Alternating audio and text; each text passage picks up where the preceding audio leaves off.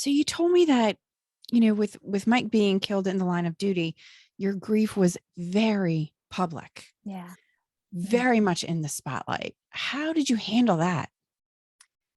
I think I didn't have a choice, first of all, Yeah. and I I had to be this. I couldn't just completely fall apart and be hysterical, which I wanted to, because I had to be a professional, poised widow for everything to happen appropriately for Mike. And what I mean by that is this was going to be a week long planning a huge event. This was going to be thousands and thousands of people attending. It was going to be held where, the big event center in San Jose.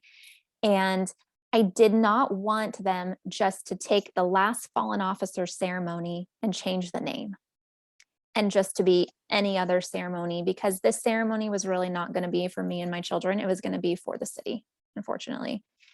And so I had to make sure that I held it together and had this clear head to make this about Mike as the husband and the dad and the amazing man he was, not Officer Catherman. He was only an officer for, 11, 12 years of his life.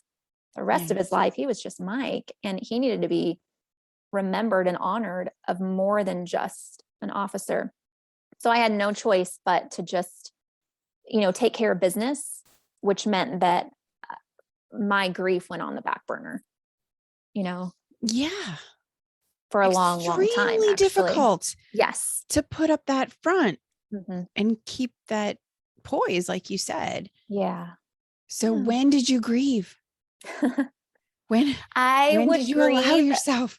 in the shower, and be hysterical by myself. And then you come out of the bathroom like you're fine, but to a house full of people or the next meeting. My boys would sleep with me.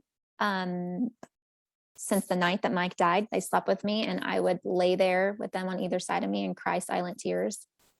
Um, I I didn't allow myself any time to grieve. I was also so worried about them and how are they doing. Yeah. I was too worried about everybody else than myself. So I honestly don't think I really felt any grief for a year or more. I mean, Oh, yeah. Yeah. and there's so many responsibilities that I had to do for being, the wife of a fallen police officer. And I had told you my meeting this morning was at the police department before Yes. before Yeah. this. I mean, it's still It's still there's still going those on. responsibilities that need to happen. Now, And